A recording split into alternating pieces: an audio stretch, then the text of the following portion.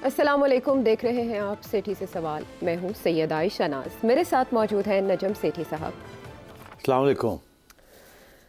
सेठी साहब, कल आपने काफ़ी इंटरेस्टिंग बातें की थी, बड़ा अच्छा फीडबैक मुझे तो मौसूल हुआ। कुछ टेक्निकल चीज़ें भी थी और कुछ नो गो एरियाज़ भी आपने टच किए, ग्रे जोन जिनको आपने करार दिया। तो आपको कोई फीडबैक, कोई रिएक्शन आया उस पर? आपका मतलब है कि वो जो हमने बातें की थी, ये जो जजमेंट आई है जी, बाबर सत्तार साहब ने जो डिप्टी कमिश्नर और साहब मेरा को ये तौहीन मौक़िफ़ था अदालत कि का इसके मुर्तकब साथ करार काफ़ी दिया। इसके नताइज निकलेंगे और कुछ बेचैनी सी होगी। जी। और इसके ये इम्पॉर्टेंट जजमेंट है, तो मुझे फ़ीडबैक ज़रूर मिली है। अच्छा। एक तो कुछ वकील हज़रात कहते हैं कि आपने एक बहुत इम्पॉर्टेंट डिस्टिंक्शन थी, वो आपने नहीं की, वो आज कर दे, तो मैं कर देता हूँ। वो ये कि कंटेम्प्ट ऑफ कोर्ट के केस स्टडीज़ अगर देखते हैं तो जजेस के ख़िलाफ़ जजेस एक्शन लेते हैं कंटेम्प्ट ऑफ कोर्ट का, और सहाफ़ियों के ख़िलाफ़, पॉलिटिशियंस के ख़िलाफ़, दीगर लोगों के ख़िलाफ़ जो कि उनकी ज़ात के ऊपर या उनकी जजमेंट के ऊपर बहुत ज़्यादा तनकीद करते हैं या इल्ज़ाम लगाते हैं। वो एक किस्म की क्रिमिनल कंटेम्प्ट नहीं होती वो। ओके। दूसरी होती है क्रिमिनल कंटेम्प्ट। अच्छा। ये केस था क्रिमिनल कंटेम्प्ट का। अच्छा।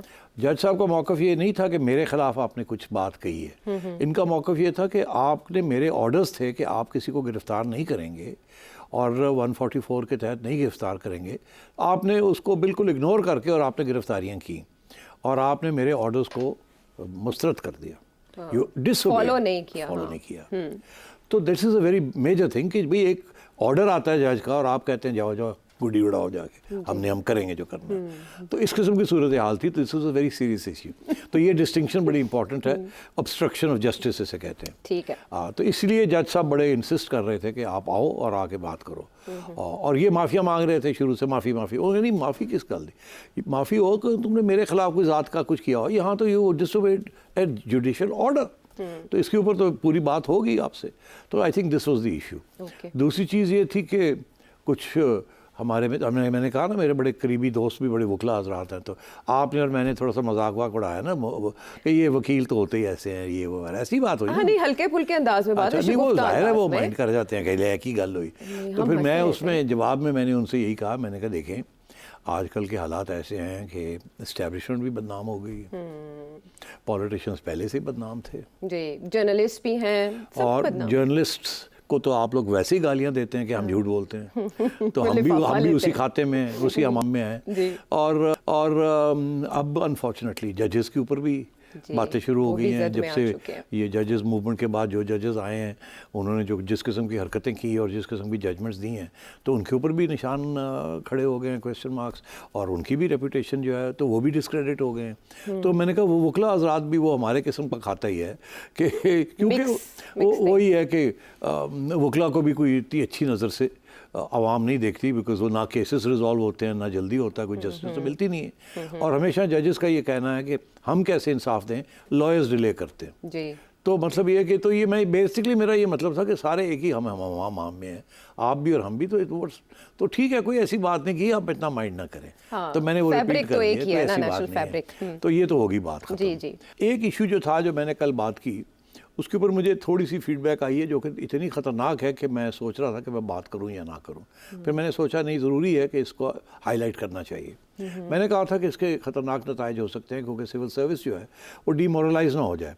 कल को वो ये कहेंगे जी हमको जब भी आप कहते हैं ऐसा काम करें, जो कि फिर अदालतें हमें कहती हैं आपने ये क्यों काम किया, और हमें रोकती हैं, और फिर भी आप हमारे पे प्रेशर डालते हैं कि आप ऐसा काम करें कोई, तो फिर कल से वो नहीं करेंगे। वो कहेंगे जी नहीं, सांते तुसी कहते पे काम करो, फिर इन्हें गिरफ्तार करो, जज का ऑर्डर ना ओबे करो, ये ना करो, वो ना करो, तो कल को तो फिर अदालतें हमें कंटेम्प्ट में, जेलों में डाल देंगे, तो हम तो फिर रिफ्यूज़ कर देंगे to follow orders of the establishment और ऑफ सीनियर्स। तो ये सीरियस इसके कॉन्सिक्वेंसेस हो सकते हैं। अब मैं आपको बताऊँ क्यों। अब कुछ ये जो सब कुछ हुआ है उसके बाद जो मेरी इन्फॉर्मेशन है कि एक बेचैनी सी, एक लहर दौड़ गई है बेचैनी की amongst police officers and civil servants, और इसकी तरफ तवज्जो देनी चाहिए एस्टैब्लिशमेंट को भी और जुडिशरी को भी, और जो हमारे पॉलिटिकल हुक्मरान तबका है, वो ये कि सिविल सर्वेंट के पास इस वक्त कोई ख़ास प्रोटेक्शन नहीं है। अगर वो ऑर्डर को डिसोबे करता है अपने सुपीरियर का, तो उसको कोई प्रोटेक्शन नहीं है कि जी उसको कौन, वो ना नहीं कर सकता। अगर ना करे तो एस्टैब्लिशमेंट के पास और उसके सुपीरियर्स के पास बहुत से पावर्स हैं कि उसको कभी ओएसडी बना दे, उसको प्रमोशन ना करे, उसके नंबर काट दे, उसको सस्पेंड कर दे, बहुत सी चीज़ें ऐसी। ठीक है। तो पुराने ज़माने में ऐसे नहीं था। ये मैं थोड़ी सी हिस्ट्री बताना चाहूँगा कि अंग्रेज़ों के ज़माने में सिविल सर्विस को, ब्यूरोक्रेसी को बड़ी प्रोटेक्शन दी गई थी against arbitrary dismissal, removal, suspension, transfer and so on and so fourth. और उसमें 2-3 क्लॉजेस थे पुराने ज़माने से चलते आ रहे थे जो कि 1947 तक बरकरार रहे। ओके। और उसके बाद भी वो क्या थे? एक ये था कि अगर किसी सिविल सर्वेंट के ख़िलाफ़ कोई एक्शन लेना है किसी सुपीरियर ने या किसी इंस्टीट्यूशन ने, तो एक शो कॉज नोटिस इशू करना पड़ेगा। वार्निंग यानी कि आप दें कि आपके खिलाफ ये इल्ज़ाम है, जी, आप क्या कहना चाहेंगे डिफेंस अपने में? डिफेंस में। वो मौका देना चाहिए उनको, ओके। ताकि वो एक कम से कम एक मौका उसको डिफेंस का देना चाहिए। दूसरा ये था कि आपके खिलाफ ऐसी कोई सज़ा नहीं दी जाएगी जिसके साथ आपका ओहदा जो है वो कम कर दिया जाए, या आपको सस्पेंड कर दिया जाए, या आपके साथ कोई इस किस्म की कोई चीज़ की जाए, या आपको जल्दी रिटायर कर दिया जाए, या इस किस्म की कोई चीज़ की जाए। अच्छा। और तीसरा ये था कि सदर साहब आपकी का- जो टर्म्स ऑफ सर्विस है उसको तब्दील नहीं किया जाएगा। ये 3 क्लॉजेस और सदर साहब का भी क्या रोल था कि सिर्फ सदर वो कर ये सकता था है? कि आपका सुपीरियर ऑफिसर, उस ज़माने में ये था कि जिसने आपको सर्विस में रिक्रूटमेंट की है, ओके। जिसके तहत आप हुए हैं, वही इस किस्म का ऑर्डर इशू कर सकते हैं। ओके। तो उस वक्त तो गवर्नर जनरल थे, ठीक है। कि उनके अप्रूवल के superior- बगैर ऐसे होता नहीं था। हाँ, लेकिन बाद में मगर बाद में अब क्या हुआ? 1947 के बाद। तो 1947 में तो बड़ी प्रोटेक्शन थी अंडर दी एग्जिस्टिंग सिचुएशन। उस वक्त जो कॉन्स्टिट्यूशन चल रही थी वो 1935 की ब्रिटिश इंडिया एक्ट की थी। कंटिन्यूटी थी। वो 35 में ये बनी थी एक जी। ड्राफ्ट कॉन्स्टिट्यूशन, एक वो चल रही थी, उसी को हमने ले लिया था। उसके बाद क्या हुआ कि बहुत सी आइन आई, मगर ये जो क्लॉज था कि प्रोटेक्शन के 3 क्लॉजेस थे, ये सब ने रखे। ये 1962 में अयूब खान ने भी इसको हाथ नहीं लगाया। ठीक है। उसके बाद 56 की कॉन्स्टिट्यूशन आई 56, पहले then उससे, 62 उसमें भी and कुछ then- नहीं हुआ। फिर 1962 और फिर 1972 में भी 3 जो इंटरिम कॉन्स्टिट्यूशन बनी, Okay, वो एक 72 में इंटरिम interim आई थी। कॉन्स्टिट्यूशन, वो उसमें भी नहीं, भुट्टो साहब ने भी कुछ नहीं किया। अच्छा। मगर 1973 में जब आइन आई तो उस वक्त भुट्टो साहब ने ये क्लॉजेस रिमूव कर दिए और एक कानून पास किया which was known as the Civil Service Act of 1973। उसमें उन्होंने ये तीनों चीज़ें उड़ा दी। और उसकी भी बड़ी इंटरेस्टिंग कहानी है कि वो चाहते थे सिविल सर्विस उसकी सियासी पॉलिटिक्स को फुली सपोर्ट करे। वो उसको एक सियासी जमात, अपनी सियासी जमात के साथ बनाना चाहते थे। ओके। ठीक, इसलिए उन्होंने सिविल सर्वेंट्स का सारे जो उनकी राइट्स थी वो ले ली उनसे और उनके ऊपर तलवार लगा दी कि जो हम कहेंगे आप करेंगे, और कोई अपील नहीं है, कोई शो कॉज नहीं है, कोई कुछ नहीं है। उसके बाद ब्यूरोक्रेसी ने साइड्स लेना शुरू की ना। तो उसी वक्त तो सियासी Clear. पोलिटिसाइज होगी ना bureaucracy। Obviously, after उससे that. पहले it was a neutral bureaucracy, Right, because उनको पता था कि हमें आर्बिट्ररी तरीके से ऐसे जाते जाते उड़ा नहीं उड़ा नहीं दिया सकता, तो लोग खड़े हो जाते थे, बड़ी इज्जत भी होती थी। और ये अंग्रेज़ों ने ये एक ट्रेडिशन तय की थी, ठीक है। इसीलिए इंग्लिश सिविल सर्वेंट की बड़ी इज्जत थी ब्रिटिश सिविल सर्वेंट की। अब आइए आप कि जब ये हुआ तो उस वक्त भुट्टो साहब ये सोचा कि इसमें कॉन्स्टिट्यूशन जो बन रही है उसमें से ही निकालना है और एक सिविल सर्विस एक्ट पास की। तो उस वक्त वकार अहमद होते थे जो कि एस्टैब्लिशमेंट सेक्रेटरी थे। उनको भुट्टो साहब ने फ़ोन किया और कहा कि तुम कानून बना रहे हो, ये नया कानून बनाओ। अच्छा। उन्होंने एक अपनी इंटरव्यू में ये लिखा है, ये कहा है कि भुट्टो साहब ने मुझे रात को 12 बजे फ़ोन करके कहा कि ये क्लॉज बनाएं, इन चीज़ों को, तीनों चीज़ें निकाल दें बीच में से। तो ये इल्ज़ाम लगता है भुट्टो साहब के ऊपर, और ये बेबुनियाद नहीं है, कि उन्होंने सिविल सर्विस को पोलिटिसाइज़ कर दिया। और वो दिन है और आज का दिन है, हमारी सिविल सर्विस इतनी पोलिटिसाइज्ड है, जो गवर्नमेंट आती है आंखों बंद करके जो वो कहती है वो कर देते हैं। और इसलिए कर देते हैं बिकॉज उनके पास प्रोटेक्शन नहीं है। अगर वो ना करें तो उनकी छुट्टी हो जाएगी, उनके ऊपर बहुत से मसले बन जाएंगे उनके लिए, तो क्योंकि ये उनकी प्रोटेक्शन क्लॉजेज नहीं है। तो अब सूरत हाल ये है कि एक लहर फिर दौड़ गई है सिविल सर्विस में कि हमें कुछ करना चाहिए। और वो हवाला किसका देते हैं? वो कहते हैं कि 1993 में जब मोइन कुरैशी साहब ने एक इंटरिम गवर्नमेंट बनाई, आपको याद होगा 1993 में एक इंटरिम गवर्नमेंट आई इलेक्शन से पहले, मोइन कुरैशी साहब वर्ल्ड बैंक से बुलाए गए, उनको प्राइम मिनिस्टर बनाया गया, एस्टैब्लिशमेंट ने उनको बनाया जी। और उन्होंने जाते जाते एक ऑर्डिनेंस, प्रेसिडेंशियल ऑर्डिनेंस, क्योंकि असेंबली तो थी नहीं, तो प्रेसिडेंशियल ऑर्डिनेंस पास करा दिया जिसके अंदर उन्होंने ये तीनों क्लॉजेज रिस्टोर कर दिए। वो खुद एक सिविल सर्वेंट रहे थे, इंटरनेशनल सिविल सर्वेंट, तो उन्हें ऐसा, और बाकी सिविल सर्वेंट्स ने लोकल ने जाके जब रिप्रेजेंटेशन की, उन्हें जान तो पहले आते कर दो, अच्छा। उन्होंने कहा बिल्कुल कर दो, उन्होंने कर दिया, रिस्टोर कर दिया। अच्छा। मगर हुआ ये कि वो 4 महीने का प्रेसिडेंशियल ऑर्डिनेंस होता है, वो 4 महीने के बाद एक्सपायर कर गया। बेनज़ीर भुट्टो साहिबा आई, उन्होंने भी अपने वालिद साहब की पॉलिसी इख्तियार की, उन्होंने प्रेसिडेंशियल ऑर्डिनेंस को कानून नहीं बनाया, वो एक्सपायर हो गया। ठीक है। अब वापस चले गए हम भुट्टो साहब के ज़माने पे। हाँ। वही चल रहा है, कोई सियासी जमात इसको तब्दील नहीं करती, ना ही इस्टेब्लिशमेंट इंटरेस्टेड है कि सिविल सर्विस को कोई आज़ादी मिले इस किस्म की कि वो अपनी ज़मीर के मुताबिक हाँ, एक्ट लेकिन करें ये या नहीं, ना करें। परफॉर्मेंस तो अब ये है इम्पोर्टेंट कि नहीं है अब उनके बात लिए। फिर चल पड़ी है कि सिर्फ एक तरमीम करनी है एक एक्ट की, कोई कॉन्स्टिट्यूशनल अमेंडमेंट की ज़रूरत नहीं है। और अगर ये हुकूमत चाहे तो ये सिविल सर्विस को प्रोटेक्शन दे सकती है, कोई और वही है जो मोइन कुरैशी साहब ने जो कहा था, उस एक्ट को वापस ले आया जाए, उस ऑर्डिनेंस को एक्ट बना दिया जाए। ठीक है। और मुस्लिम लीग नून ये कर सकती है? हाँ, करने को कर सकती है, और करेगी कि नहीं करेगी? इसके लिए देखेंगे, नहीं करेगी। नहीं करेगी। चलिए, अब बस मैंने यही बात करनी थी। अच्छा, चले, ये अगर कर ब्यूरोक्रेसी देती है की तो लहर ये पे भी बहुत डिपेंड करता है ज़बरदस्त ना। कदम होगा, बहुत अच्छी बात होगी परफॉर्मेंस के लिए ना कि सिविल सर्विस bureaucracy- न्यूट्रल हो जाए जेन्युइनली। बिल्कुल। मगर ये कोई हुकूमत नहीं चाहेगी कि वो न्यूट्रल हो, उसको सियासी तौर पे इस्तेमाल करना चाहते हैं, और एस्टेब्लिशमेंट भी यही चाहती है। तो फिर सियासी मफाद और रियासती मफाद में तफरीक यहीं पे आ गई। चलिए, आगे अब जो आज की हैपनिंग है वो ये कि कल हम पाकिस्तान तहरीक इंसाफ के प्रोटेस्ट के हवाले से प्रिडिक्ट कर रहे थे, क्योंकि ये मरीम नवाज साहिबा का पंजाब की सतह तक तो पहला इम्तिहान है। पाकिस्तान तहरीक इंसाफ के एक्स अकाउंट्स की तरफ से ट्वीट की गई हैं कुछ वीडियोस, और बताया जा रहा है कि मेजर ताहिर सादिक उनके घर पर भी रेड की गई है, कुछ पॉलिटिकल वर्कर्स जो हैं वो कस्टडी में लिए गए, अरेस्ट किए गए हैं, यास्मीन राशिद साहिबा के लॉयर को अरेस्ट किया गया है। बट आप कैसे देख रहे हैं आज के इस प्रोटेस्ट को, वो भी अगेंस्ट रिगिंग? देखिए, मैंने आपसे कहा था कि कोई लंबी चौड़ी प्रोटेस्ट नहीं होगी, कोई लंबी चौड़ी गिरफ्तारियां नहीं होंगी, कोई इस किस्म की चीज़ नहीं होगी, कुछ जिसे कहते हैं ना क्रैक डाउन जो पहले होते रहे, मैं उस किस्म की चीज़ नहीं होगी। अलबत्ता ये ज़रूर है कि कुछ लोग निकलेंगे, और वो निकले, और कुछ एक आध, मैंने कहा सुना है आपने कहा 7-8 गिरफ्तारियां हुई, जी, जी। मेरा ख्याल है इनको भी इससे छोड़ देंगे, ज़्यादा। इनको भी छोड़ देंगे एक आध दिन में, या बेलें हो जाएंगी इनकी। तो it's not a big deal. Okay. ना केपी में भी बिग डील नहीं थी, और कराची में भी नहीं थी, पंजाब में भी बिग डील नहीं थी।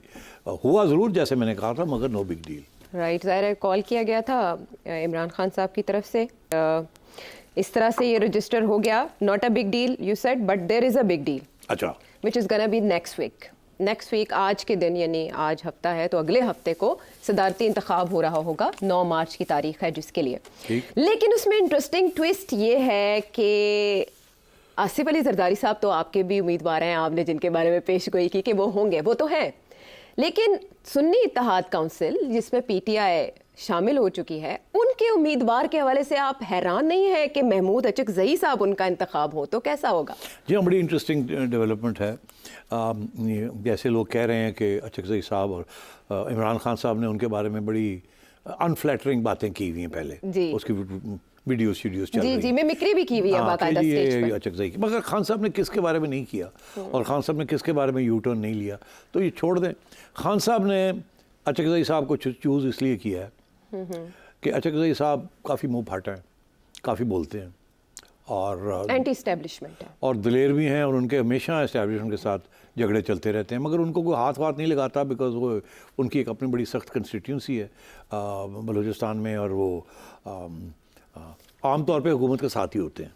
जी। हाँ, मगर अब उन्होंने सोचा कि यार ये इससे बेहतर क्या कि मैं प्रेसिडेंशियल कैंडिडेट हूँ, तो मेरा ख्याल है उनको यही कहा गया था कि अगर आप कोई ठीक ठाक बात कर दें, जो हमारे जैसे बातें हम करते हैं पीटीआई वाले, अच्छा। तो हम आपको खड़ा कर देते हैं, बिकॉज और किसको खड़ा करेंगे, तो मतलब खुद अपने में से एक खड़ा करेंगे और हार जाएंगे। ये तो एक किस्म का सिंबॉलिक हो गया ना, कि आपने उस शख्स को लिया जो कि आपकी बातें जो है पार्लियामेंट के अंदर खड़ा होकर एज एन इंडिपेंडेंट पॉलिटिशियन वो कर रहा है, और वो दिलेर आदमी अचकज़ई साहब हैं। तो अचकज़ई साहब को फिर उन्होंने कहा कि जी चलो ਤੁਹਾਨੂੰ ਅਸੀਂ सपोर्ट करने हैं, तो कहो तो सही, कुछ गल्ला तो करो।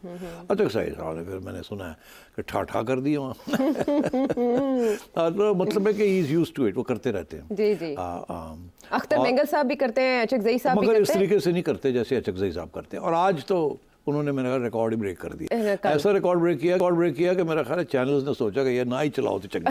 चैनल्स नहीं सोचा, वाकई मेरा ख्याल है मीडिया ने सोचा कि यार ना ही करो। अच्छा, खुद ही सोच लिया ये, मतलब यही आप हाँ, नहीं, सोशल मीडिया पे बहुत चली, और उसमें सोशल उन्होंने मीडिया में कहा तो चलेगी ना, पीटीआई वाले चलाएंगे, मगर क्या आपकी मेन स्ट्रीम मीडिया ने इसको कवर किया उस तरीके से जिस तरीके से उन्होंने बातें की? नहीं, ऐसा तो मेरा ख्याल है थोड़ी ज़्यादा- बात हम कर लें, हाँ। ये ना हमें भी उस खाते में ना लोग फेंक दे कि तुसी भी चुप हो गए हो ना, हमें कुछ तो कहना चाहिए ना, आपको कहना वो रेड चाहिए, लाइन तक पहुंचना चाहिए, उससे आगे नहीं जाना। हाँ, टाई का आपका कलर भी वही, आप पहुंच जाए। तो मैं ये कहता हूँ उन्होंने आज बड़ी बातें कर दी। एक तो उन्होंने एस्टैब्लिशमेंट और एजेंसियों की ठीक ठाक क्लास लिए, क्लास ली, और ये कि जी उनका कोई रोल नहीं होना चाहिए सियासत में।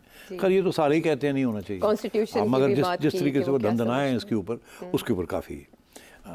फिर उन्होंने ये कहा कि ये इस्टेब्लिशमेंट जो है ये तो यही समझती है कि कॉन्स्टिट्यूशन जो है एक पीस ऑफ पेपर, वही मुशर्रफ ने जो बात की थी, और ये बिल्कुल इज़्ज़त नहीं करते और सारा वक्त बूट्स उसके ऊपर लगाते रहते हैं, और ये भी एक्सेप्टेबल नहीं है। फिर उन्होंने कहा ये जो जर्नैल हैं और ब्रिगेडियर्स हैं जिन्होंने आते हैं जाते हैं और सियासतदानों को इधर खींचते हैं उधर करते हैं, और ये उनको भी आइडेंटिफाई किया जाए और उनको निकाला जाए फौज से।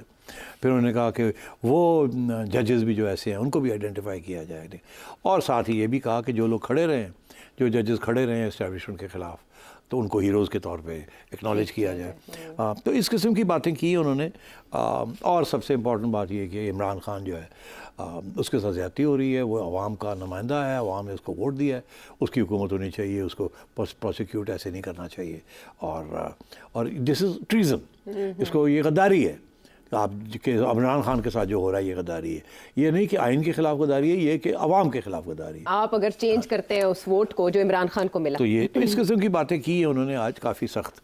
अब उसके बाद ज़ाहिर है पीटीआई तो बड़ी खुश होगी कि लो जी जो इमरान खान ने बात करनी थी वो तो नहीं कर सका, या हम तो थोड़े से स्केर्ड हैं, हम तो नहीं करना चाहते, किसी और से हमने करवा दी, और बस तो उन्होंने कर दी।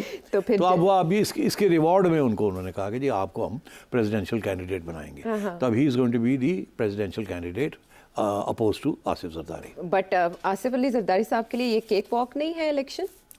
देखिए ये सिंपल सी बात है कि इसके नंबर्स गेम है ये। अच्छा, तो नंबर्स गेम में आप गिन लें, मोटी बात मैं करता हूँ कि क्या होगा। थोड़ी सी मैंने कैलकुलेशंस की हुई हैं, और मेरे हिसाब से अगर पीपल्स पार्टी और नून लीग सिर्फ इनका वोट पड़े पूरे का पूरा, जितना इनका वोट बनता है, अच्छा, कोई इधर उधर ना कोई हो जाए, तो कोई 323-320 से ज़्यादा वोट पड़ जाएंगे आउट ऑफ 700। अच्छा, और ये एक वोट कैसे कैलकुलेट किए जाते हैं, वो कोई फार्मूले हैं कि जी, तो वो फार्मूले बलूचिस्तान असेंबली पे तीनों असेंबलीज को डिवाइड किया जाता है, मतलब छोड़े उस बात को। Very technical. मगर ये 700 के करीब वोट बनते हैं, और वो 700 वोटों में से भी पीपल्स पार्टी और नून लीग जो है वो 320 वोट इनके बन जाते हैं, मगर फिर पीछे रह जाते हैं ना, 380 वोट तो पीछे रह जाते हैं, वो फिर किसको मिलेंगे? ठीक। अच्छा, अब उसमें आ जाती हैं छोटी सी ऐसी जमातें, उसमें एमक्यूएम आ जाती है, मौलाना फजल आ जाता है, बाप आ जाती है, इंडिपेंडेंट्स आ जाते हैं, आईपी आ जाती है। हाँ, लेकिन बाप तो इत्तेहाद के साथ जाएगी। मैं गिन रहा हूँ ना, मैं भी सिर्फ ये कह रहा हूँ कि नून लीग और पीपल्स पार्टी को एक्सक्लूड करें, और ये तो फिर ये लोग रह जाते हैं, ठीक है, और पीटीआई रह जाती है। ठीक है। अब इनमें से कौन पीटीआई के साथ जाएगा और कौन नहीं जाएगा? अब मौलाना आपको पता ही नाराज बैठे हैं, एमक्यूएम भी नाराज है पीपल्स पार्टी से, आपने वो देख ली जो वीडियोस लीक हुई हैं, और जिसमें वो कहा जा रहा है वो तो कह देना तुम जितनी कोई नहीं और आपको तो हमने देना ही कुछ नहीं। वो तो बड़े परेशान थे। तो अब वो एमक्यूएम क्या करेगी? अब बड़ी अच्छी बात होगी ना, नून लीग ने मेरा ख्याल है पीपल्स पार्टी को कह रहा है भाजी साढ़े वोट तो तोड़े, बाकी कट लो जोड़े कटने ने कट लो। अच्छा। अब जरदारी साहब जो एमक्यूएम के पास भी जाएंगे, मौलाना के पास भी जाएंगे, नून लीग आराम से बैठी हुई है। हाँ, ये आप अपने वोट पूरे करें, हम तो दे रहे हैं आपको। हाँ, आप पूरे करें। उनका मामला तो तय हो गया ना, शहबाज शरीफ साहब बन गए। अब तो इनकी सरदर्द है। उनका तो इशू नहीं है ना। हाँ। उन्होंने अपना पूरा कर लिया खाता। अब इनका खाता पूरा नहीं हो रहा, ये पूरा होगा अगर एमक्यूएम साथ आएगी, अगर मौलाना फजल साथ आएंगे, और बाकी लोग जो बाहर बैठे हैं उनमें से जितने आ सकते हैं आ जाएं। और तो वो कैसे आएंगे? तो नून लीग कहती है कि जी आप बात कर लें। अब बात क्या करनी है? मौलाना कहता है मैंने नेशनल असम्बली में भी कम से कम एक मिनिस्ट्री चाहिए। अच्छा। और मुझे बलूचिस्तान में भी मुझे शेयरिंग चाहिए पावर की, प्रोविंशियल असेंबली में। ठीक। उधर एमक्यूएम कहती है हमें गवर्नर चाहिए अब, क्योंकि उन्होंने कहा था ना कि तो सॉरी साहब नहीं बनेंगे, हम अपना गवर्नर लगाएंगे। अब एमक्यूएम कहेगी गवर्नर दियो ना, सीटा दियो ना नेशनल असेंबली, क्योंकि नून लीग ने इन सबको कह दिया उनको जाके मांगो। हाँ। उनसे मांगे ना, आपको उनको आपकी जरूरत है, उनसे मांगे। हाँ, बिल्कुल शर्त रखें। नून लीग ने पीपल्स पार्टी को कह दिया कि जी 30 सीटें होंगी, 20 हमारी 10 आपकी। अब आपने 10 कैसे बांटनी है इन लोगों के अंदर? आप बांट लें अपना खबरें, हमने तो आपको दे दी, आपका जो हिस्सा बनता है। तो नून लीग से चुप करके जिस कहना गन्ने चुप कर बह गई आराम में। अब जरदारी साहब भाग दौड़, मगर उनके लिए भाग दौड़ कोई नहीं है, वो मास्टर है। अच्छा। मास्टर, पीएचडी, ठीक है। हाँ। तो उन्होंने बिल्कुल सबको घेर लेना है। और उधर मुराद अली शाह साहब ने ऑलरेडी अनाउंस कर दिया कि जी हम तो 420-440 आउट ऑफ 700 हम ले जाएंगे। हाँ। तो मतलब है कि 320 तो इनके मिलके बनते हैं, तो 100 ऊपर ले जाएंगे। तो वो कैसे ले जाएंगे? वो कुछ मिनिस्ट्रीज, कुछ ये कुछ वो, पूरा हो जाएगा खाता। तो क्योंकि जरदारी साहब हार नहीं सकते, लेट मी टेल यू, वो हार नहीं सकते। ओके। और ये सूरत ये हो ही कि अचकजई साहब को प्रेसिडेंट बना दिया जाए, ना एस्टैब्लिशमेंट एग्री करेगी, ना नून लीग एग्री करेगी, कोई भी एग्री नहीं करेगा। ये एक प्रोटेस्ट वोट है, एक प्रिंसिपल के ऊपर पीटीआई एक पॉइंट में एक मैसेज भी एक मैसेज है। तो बस इसके अलावा कोई और ज़्यादा एक्साइटमेंट चले नहीं है। मगर जरदारी साहब के ऊपर प्रेशर पड़ गया है कि लैंड देन करो, कोई डीलां करो, अपनी सीटां दो तो फिर तुम्हें वोट मिलेगा। और नून लीग ने बड़ी अच्छी गेम खेली, अच्छा, कि उनके खाते में डाल दिया। हाँ, लेकिन अब ये बाकी पॉलिटिकल पार्टीज जो हैं वो इस वक्त उनका वक्त है कि वो अपनी बातें पाकिस्तान पीपल्स पार्टी से मनवा सकती हैं, जहाँ जहाँ जिस जिस सूबे में जिस जिसको जो जो चाहिए। वापस आते हैं हम एक ब्रेक के बाद।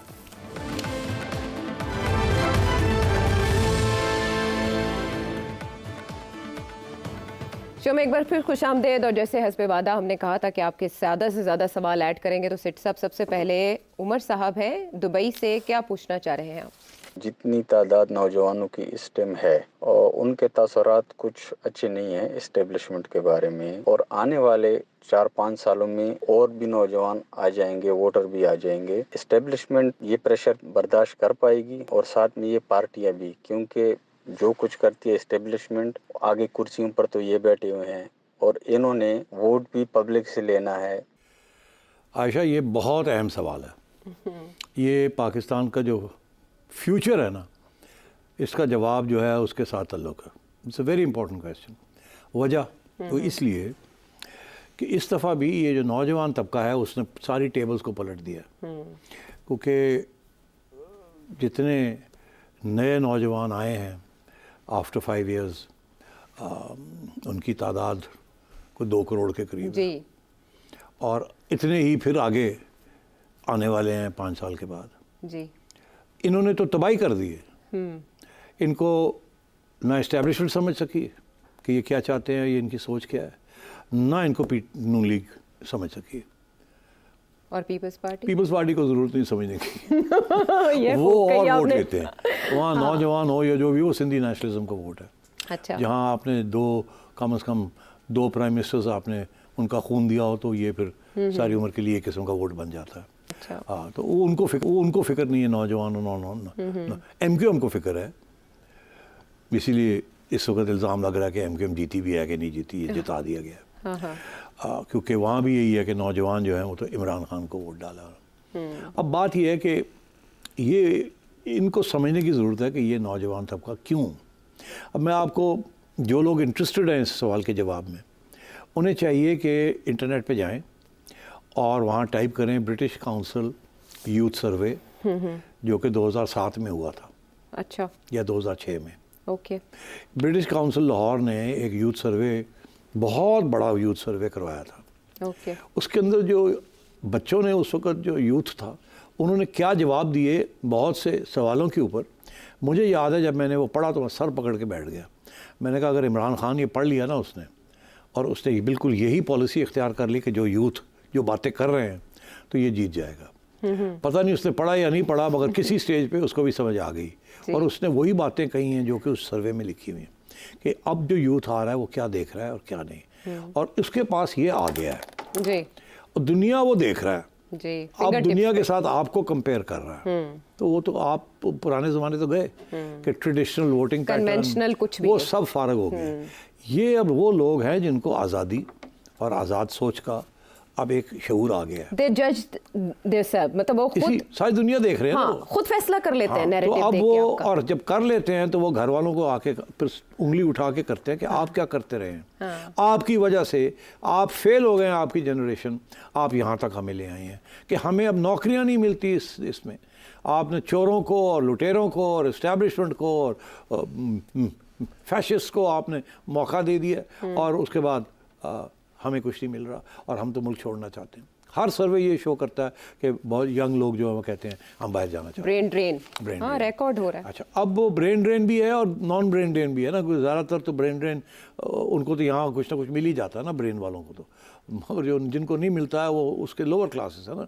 हमारी मेजर एक्सपोर्ट जो है वो मैन पावर की है, नॉट ब्रेन पावर। हाँ, मिडिल ईस्ट कंट्रीज में सारी ज़्यादा ब्रेन पावर नहीं है ना, स्वाय डॉक्टर्स के जी, और बाकी तो खास नहीं है ना, लेबरर ही है ना। इंडिया की जो है वो ब्रेन पार जाती रही है, लेबर भी गई है मगर उनकी ब्रेन ड्रेन भी होती रही है। इसीलिए अब आप देखेंगे जो सारी टॉप की मल्टीनेशनल कंपनीज हैं, जिसको भी आप ले लें, उसके सारे को जो CEOs हैं इंडियन, सारे Indian there is a list. कोई इंडियन अमेरिकन हैं या इंडियन इंडियंस हैं। तो मतलब है कि they have the brain power actually वहाँ से गया है, क्योंकि उनकी तालीम बहुत हाई क्वालिटी की है।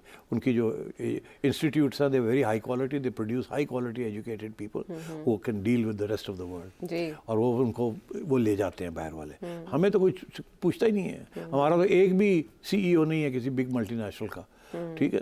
तो हमारी, मगर ये बच्चे जाना चाहते हैं यहाँ को, नज़र कुछ नहीं आ रहा उनको यहाँ। जी। तो अब इस्टेब्लिशमेंट को भी इस बात की समझ आनी चाहिए, जो मेरा ख्याल है उनको पहले समझ नहीं आई।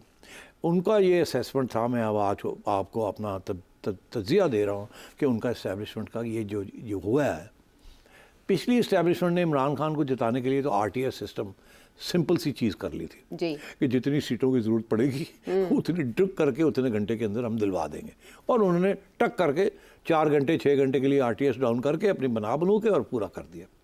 और उस वक्त इशारा भी हो गया था सियासी जमातों को कि तुसी चैलेंज किया तो तुहाडी ऐसी तैसी, तो स्टॉप इट। यहाँ तक मुझे याद है कि शहबाज शरीफ साहब को उनके लोगों ने कहा कि पंजाब में गवर्नमेंट बनाने की कोशिश करें, कुछ लोगों को खरीदो फरोख्त करें, तो उन्होंने कहा नहीं मैंने नहीं करना, हम अपोजिशन में बैठेंगे। अच्छा, मुझे याद है थी यानी कि तो मतलब है कि कुछ यही था कि अब इसको करने दो। तो मैं ये कह रहा हूँ आपसे कि अब ये नहीं चलेगा। अब नौजवान तबका जो है वो नहीं किसी की बात सुनता, और उसने अपने बड़ों को भी समझा लिया कि हम आपकी बात भी नहीं सुन रहे, और उनको शेम डलवाई है कि आप आएँ। इसीलिए हुआ ये है कि जो जजेस हैं या सिविल सर्वेंट्स हैं, उनके जो बच्चे हैं जो अभी अभी नए वोटर्स बने हैं, उन्होंने इतना घर पे प्रेशर डाला हुआ है कि जो नून लीग के भी वोटर्स थे वो भी घबरा गए हैं बच्चों से, यंग लोग, और वो बड़े एग्रेसिव हैं। This is the new generation, Z कहते हैं इनको जी, जनरेशन जी। तो अब जनरेशन Z को तो ना मैं समझता हूँ ना मेरा ख्याल है इस्टेब्लिशमेंट समझती है। तो इसके ऊपर इनको समझने की कोशिश है कि इनको कैसे आपने हार्नस करना है, इनको कैसे आपने साथ ले जाना है। और वो कोई तरीका नहीं है, आप इनको डंडे नहीं मार सकते, आप इनको रोक नहीं सकते। इंटरनेट और ट्विटर और इन चीज़ों से ये चीज़ें नहीं चलेंगी। आपको तब्दील होना पड़ेगा। आप अपना किबला दुरुस्त करें। आप अपना किबला दुरुस्त करें अगर आपने पंजाब पाकिस्तान को बचाना है, क्योंकि ये नौजवान तबका अक्रॉस द प्रोविंसेस, ये आपकी जो डिक्टेटोरियल एटीट्यूड है और जो वैल्यूज़ आपने इख्तियार की हुई हैं, ये वो एक्सेप्ट करने के लिए तैयार नहीं है, क्योंकि वो अब बन गए ग्लोबल सिटीजन्स। वो सिर्फ पाकिस्तान के सिटीजन्स नहीं रहे, उनको अब इस्टेब्लिशमेंट का जो रोल है उसके ऊपर चैलेंज वो कर रहे हैं। अब क्या होगा आगे, क्या नहीं होगा, मैं आपको ये बता दूं कि अगली इलेक्शन तक अगर ये हुकूमत रह गई तो फिर तो ये, और इन्होंने ज़ाहिर अगर रह गई इसका मतलब है कोई कारकर्दगी की है, तो फिर तो ये अपनी पॉलिसीज़ थोड़ी बहुत चेंज करके यूथ को अट्रैक्ट करने के लिए they can probably put up a good fight. मगर इमरान खान साहब गेम में रहेंगे। इमरान खान साहब इस वक्त ऐसे पकड़ा हुआ है यूथ ने उनको, और इमरान ने यूथ को पकड़ा हुआ है हैंड इन हैंड, और यूथ ने अपने वालिदैन को भी टाइट कर लिया। चलो अपने बड़ों को तो समझा लिए, पाकिस्तान के बड़ों को भी समझा लेंगे। अब पाकिस्तान के जो सो कॉल्ड बड़े हैं उनको समझना पड़ेगा, उनको अपने रवैया तब्दील करना पड़ेगा, उन्हें गुड गवर्नेंस देनी पड़ेगी, उन्हें यूथ के लिए कुछ करना पड़ेगा। ये सिर्फ लैपटॉप्स दे देना इससे काम नहीं चलेगा। ये पुरानी बातें हैं कि जी कुछ दे दियो कुछ दे दियो, अब तो पैसे ही नहीं है आपके पास कि आप जो देना चाहते हैं आप वो दे दें, ये बातें ही हैं। और ये जो जितनी आप ज़्यादा बातें करेंगे उतना ज़्यादा बैकलैश आएगा, क्योंकि आप डिलीवर नहीं कर सकेंगे। अगले 2-3 साल बड़े सख्त हैं। आप ये कह तो नहीं सकते कि सख्त हैं, मगर आपको सोचना चाहिए कि अब यूथ को कैसे आपने कंट्रोल नहीं करना, मगर साथ लेना, उनका सपोर्ट लेना है। और उसके लिए ये काफ़ी नहीं है कि आप डेमोन्स्ट्रेशंस को रोकें, इमरान खान को गालियाँ दें and so on and so fourth. इसके लिए आपको बड़ी गहरी सोच पे जाना पड़ेगा। और जो लोग ये कह रहे हैं अब वक्त आ गया ट्रूथ एंड रिकन्सिलिएशन का, अब वो कैसे होगी कि जी एक सारे मिल के कोई फैसला करें कि नया चार्टर ऑफ डेमोक्रेसी बने जिसके अंदर इमरान खान साहब भी बैठे। मगर वो कहते हैं 2 हाथ ताली 2 हाथ से बजती है, यहाँ तो ताली 5 हाथ से बजनी पड़ेगी।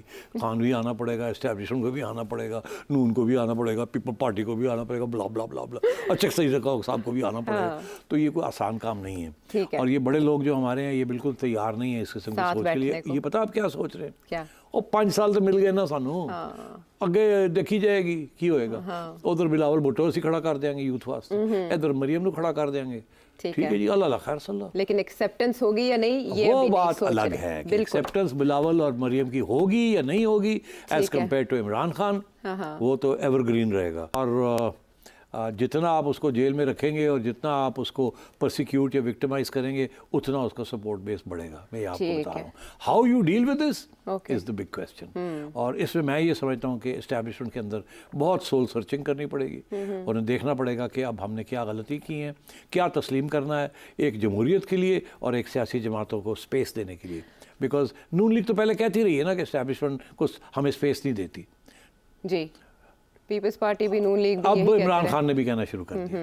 तो अब ये है कि सब अब अचक से ये साहब तो खैर बहुत आगे निकल गए हैं। हाँ। अब मैं समझता हूँ कि आयशा के वक्त आ गया है कि इस्टेब्लिशमेंट को सोचना चाहिए कि अब आके पाकिस्तान को कैसे चलाना है। जिस तरीके से वो चला रहे हैं और जिस तरीके से उनका ख्याल है वो चलाना चाहेंगे, ये नहीं चलेगा। ठीक है, बट आपके ख्याल में क्या टच किया यंगस्टर्स के हाथ को, दिल को, कि इमरान खान साहब का करिश्मा या उनका नैरेटिव यूथ देखिए, को? नैरेटिव तो उनका जो है वो तो एक कल्ट किस्म का नैरेटिव है, वो हर बात कर देते हैं।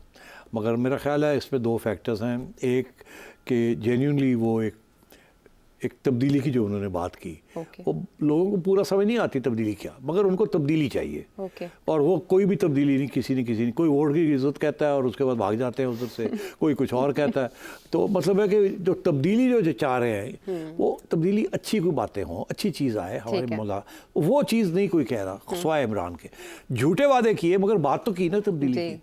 भुट्टो साहब ने, जुल्फ़िकार अली भुट्टो साहब जब आए थे उन्होंने भी तब्दीली की बात की थी। उन्होंने कहा था मैं एक नया पाकिस्तान बनाऊंगा। 5 साल में उन्होंने नया पाकिस्तान किया, पुराना पाकिस्तान तोड़ दिया और नया ना बना सके और क्राइसिस हो गई और मार्शल लॉ लगाना पड़ा। ठीक है। खान साहब का भी यही काम चल रहा था कि वो पुराना पाकिस्तान तोड़ रहे थे और नया पाकिस्तान बना नहीं रहे थे, बातें ही हो रही थी। ठीक है। 4 साल उनको मिले, पौने 4 साल, और उन्होंने क्या दिया? कुछ भी नहीं दिया। अच्छा। मगर इसीलिए मैं ये कहता हूँ उस वक्त इलेक्शन करा लेते तो शायद बचत हो जाती नून लीग की और पीपल्स पार्टी की। ठीक है। इन्होंने उस वक्त कराया नहीं, उस वक्त IMF का प्रोग्राम ले लिया और झूले लेने शुरू कर दिए, जिसकी वजह से ठीक है। गालियां पड़नी शुरू हो गई। और अब इनके अपने सपोर्टर्स जो हैं वो इनको कहते हैं कि तुसी कीता की साढ़े नाल। कितना की है। चले, हालात की नब्ज को समझने में सारी पॉलिटिकल पार्टीज नाकाम रही अपने अपने वक्त पर, लेकिन अब नौजवानों की रम्स को समझना इन सब के लिए नागुज़ीर हो चुका है, इंक्लूडिंग इस्टेब्लिशमेंट। वापस आते हैं ब्रेक के बाद।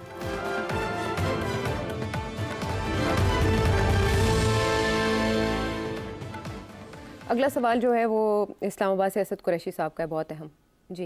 2008 में के इलेक्ट्रिक को पीपल्स पार्टी गवर्नमेंट ने इसको अबराज ग्रुप, आरिफ नकवी जिसके ओनर हैं, उनको हैंड ओवर किया था।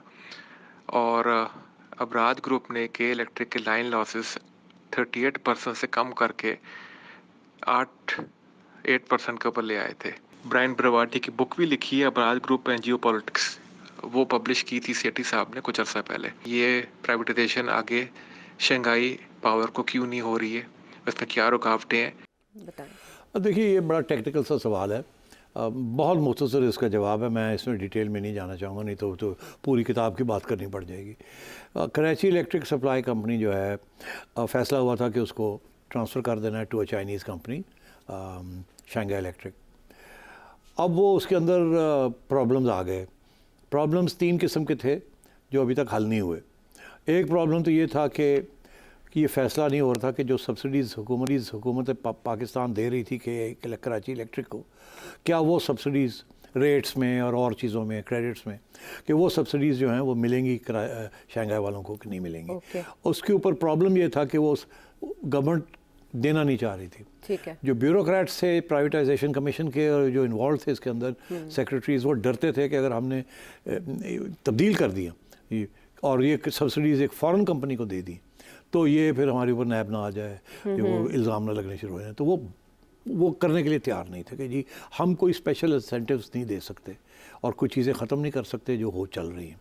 दूसरी चीज़ ये थी कि कुछ पैसे लेने देने थे। कराची इलेक्ट्रिक सप्लाई कंपनी ने सुई नॉर्दर्न से पैसे लेने थे, उसके ऊपर झगड़े चल रहे थे। अच्छा। और कुछ पैसे देने थे। अच्छा। इस किस्म की चीज़ें भी थीं। और वो इंटरनल डेट की बात थी और क्रेडिट्स की बात थी, उसके ऊपर भी कुछ नहीं तय हो रहा था। जो चाहते थे शंघाई वाले, वो हुकूमत पाकिस्तान नहीं करने के लिए तैयार थे कि ये हमें नैब पकड़ के ले जाएगी कि आपने पैसे आपके अकाउंट्स के अंदर तो आपने इतने अरब रुपए लेने हैं, कैसे तो अब रिकवरीज करनी है, रिकवरीज करनी है, कैसे, आप कैसे उनको राइट ऑफ कर दें। और वो तो इस किस्म के इश्यूज चल रहे थे। ठीक है। और सर्कुलर डेट के भी इश्यूज थे कि कराची इलेक्ट्रिक के, उनको बहुत सी सहूलतें मिली हुई थी, कुछ रेट्स पे मिली हुई थी, कुछ कोटे के ऊपर मिली हुई थी। तो वो सारी चीज़ें जो थी उसके ऊपर प्रॉब्लम्स थे। ये चलता रहा है, ये अभी तक हल नहीं हुआ। अभी भी कुछ 6-7 महीने पहले इसके ऊपर फिर मीटिंग हुई थी।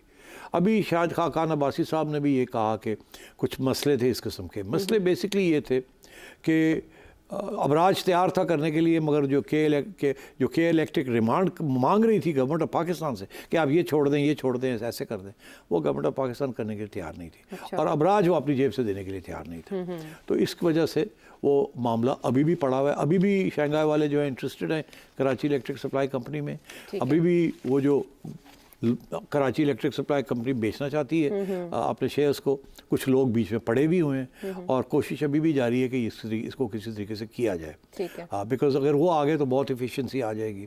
मगर जाहिर है कि फिर ये जो सब्सिडीज़ है ना, जिसकी वजह से बिजली को कम कीमत पे बेचा जाता है टू स्पेशल टू लोग, वो फिर चीज़ें ख़त्म हो जाती हैं जब प्राइवेटाइजेशन हो जाए। है इस किस्म की ऑलरेडी लोड आ रहा है। हाँ। तो वो तो पहले तो उन्होंने ये कंसेशंस ले ली थी, अब कोई देने के लिए तैयार नहीं है। बिल्कुल ठीक है, टाइम ऐसा है ना, वो फिर सभी तो फैक्टर्स इन्वॉल्व हो गए। इश्यूज हैं, ये काफ़ी कॉम्प्लिकेटेड मैटर है। Okay. But one of the, इसमें कोई फॉरेन शॉरेन का इशू नहीं है। ठीक है। इसमें इशू यही है कि government of Pakistan is not ready, Complications bureaucrats are not ready कि जी हम साइन करें कि ये भी ले लो, ये भी ले लो, ये छोड़ देते हैं, ये छोड़ देते हैं। वो कहते हैं यार पकड़ के ले जाएंगे। ठीक है, ठीक है, सिक्योरिटी कुछ देनी पड़ेगी करवाना है तो मलिक नजीब साहब का सवाल है, शामिल करें। जबकि पूरी कौम जो थी वो इस बात के ऊपर कमिट थी कि जी मियाँ साहब जो है, मियाँ नवाज शरीफ साहब, वो वज़ीर-ए-आज़म बनने के लिए पाकिस्तान आ रहे हैं, और यहाँ पे आके क्या हुआ कि सारी गेम जो है वो पलट गई। और अब मियाँ साहब की जो खामोशी है उसके बारे में कोई आप अपना तजिया फरमाएं कि उनकी खामोशी के पीछे क्या राज है, क्या बात है। देखिए, जब ये मियाँ साहब लंदन में थे तो उस वक्त एक तासुर ये था कि इस्टेब्लिशमेंट तो सपोर्ट करेगी, मगर इमरान खान की पॉपुलैरिटी इतनी भी नहीं है, और हमें इतना नुकसान नहीं हुआ ये जो हमारी PDM गवर्नमेंट चली है। और आप अगर वापस आएंगे, लोग उनको कह रहे थे, तो आपका जो सपोर्ट बेस है वो बाहर निकल आएगा, और सब इस आप ही के इंतज़ार में है, पार्टी रिवाइव हो जाएगी। और मेरा ख्याल है अश्योरेंस भी ये दिए गए कि आपके केसेस भी ख़त्म हो जाएंगे, ये हो जाएगा, वो हो जाएगा। तो मियाँ साहब ने कहा ठीक है, फिर ज़ाहिर है पार्टी के लिए तो करना था, और वो अपने केसेस भी ख़त्म कराने थे, तो वो आ गए। उन्होंने आके देखा कि ठीक है, उस वक्त पोल्स भी आ रहे थे कि नून लीग की पॉपुलैरिटी बढ़ गई है मियाँ साहब के आने के बाद। जैसे जैसे केसेस ख़त्म हो रहे थे तो पोल्स ये कह रहे थे कि इमरान खान जो है और गैप जो है वो कम होता जा रहा है। लेकिन मेरा ख्याल है एस्टैब्लिशमेंट ने ये सोचा, और मेरा ख्याल है नून लीग ने भी यही सोचा कि कुछ थोड़ा बहुत धक्का लग गया तो हम पहुँच जाएंगे। ठीक है। और मियाँ साहब ने आके ये भी बयान दिया कि मेजॉरिटी मिलेगी। शहबाज शरीफ साहब ने कहा कि अगर मेजॉरिटी मिल गई तो मियाँ साहब प्राइम मिनिस्टर बनेंगे, अगर ना मिली तो फिर मुशावरत से फैसला होगा। तो मतलब है कि उनका ये खामोश मतलब क्यों है, बस क्विकली बता दें। खामोश इसलिए हैं कि वो मेजॉरिटी नहीं मिली, और लंदन तो नहीं जाएंगे ना? नहीं, वो आना जाना रखेंगे, मगर आपने देखा वो जो नेशनल असेंबली में जो गए हैं ना, वो इसीलिए गए हैं कि वो आप अपना हाथ रखना चाहते हैं एज अ सीनियर। और सबसे इम्पोर्टेंट बात यह है कि उन्होंने एक किस्म का, जैसे कहते हैं ना कि द बटॉन, वो जो फौजी एक दूसरे को देते हैं जब वो भाग खत्म होता है रिटायरमेंट के बाद, तो आर्मी चीफ कहता है ये लो, वो सोटी फड़ लेता है, वो कहता है जाओ तुसी। तो मियाँ साहब ने किया है कि उन्होंने कहा कि मैं तो एल्डर स्टेट्समैन, मेरा रोल तो रहेगा गाइडेंस का, मैं अपनी बेटी को उसका फ्यूचर मैं बनाता हूँ उसको। पंजाब में उन्होंने कंसेशन ये ले ली है, क्योंकि पहले ये बात हो रही थी कि मरीम को हम पंजाब नहीं देंगे, वो सेंटर में जाए। शहबाज साहब भी शायद ये नहीं चाहते थे, वो चाहते थे हमजा को। तो अब ये कॉम्प्रोमाइज़ फैमिली के अंदर हुई है कि चल तू फिर उत्थे ते मरियम इत्थे और मैं बाहर बहना, मगर मैं असैम्बली बवांगा, और मैं इत्थे बवांगा तो तू इत्थे बवेंगा। ठीक है। क्योंकि इत्थे बहंदा लीडर ऑफ द हाउस। हाँ ठीक है। On the right side, last seat, first seat, बिल्कुल जैसे हिस्ट्री में आप देखा मियाँ साहब वहाँ बैठे हुए, शहबाज साहब उनके लेफ्ट पे बैठे हुए, शहबाज साहब के लेफ्ट पे इसाक डार साहब। This is symbolic. फिर आ गए हैं अपने आसिफ जरदारी साहब, नहीं वो इसाक डार साहब नहीं, आसिफ सर ख्वाजा आसिफ बैठे हुए हैं। जी जी, और- मुस्लिम लीग नून हाँ, की वो क़यादत बैठे में, हुए हैं। हाँ। और उधर फिर आसिफ जरदारी साहब है और बिलावल भुट्टो है।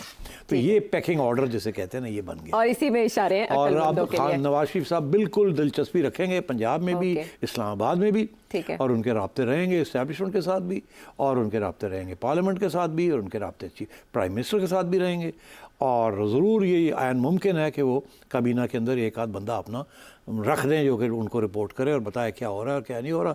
और खैर पंजाब में तो उनको सारी खबरें मिलती रहेंगी। चले वो इसहाक डार साहब, आप परवेज़ हो रशीद सकते साहब तो हैं पहुंच ही गए उधर। हैं। हाँ, परवेज़ रशीद साहब पंजाब की सतह पर तो मौजूद है, लेकिन क्या नवाज शरीफ साहब इस बात को बॉदर करेंगे कि वो ये पता करवाएं कि किसने उन्हें लंदन में मिसगाइड किया या कोई सिचुएशन misguide को नहीं, नहीं, मिसरीड misguide। क्यों किया नहीं, गया? कोई मिसगाइड मिसलीड नहीं किया। एक तज्जिया था हाँ। कि it will be good, internal survey भी हुआ ना पंजाब। हाँ, तो वो मैं कह रहा हूँ वो मिसलीड नहीं किया। ओके, ठीक है, एक ओके। ख्वाहिश थी, एक होप थी, एक एक्सपेक्टेशन थी हाँ। कि इतना बुरा भी नहीं होना, ठीक हो जाएगा, कोई बात कुछ थोड़ी ना सी कुछ हेल्प हो कर ही जाएगी और लेंगे। बाकी हो जाएगा हाँ, ठीक। कुछ ना कुछ मिल मिला के कर ही लेंगे, लेकिन ये अंदाजे गलत साबित हुए। आप कुछ मजीद जानना चाहें तो नंबर आपके सामने, इस पर अपना सवाल भेजें। अगले प्रोग्राम तक के लिए इजाजत है।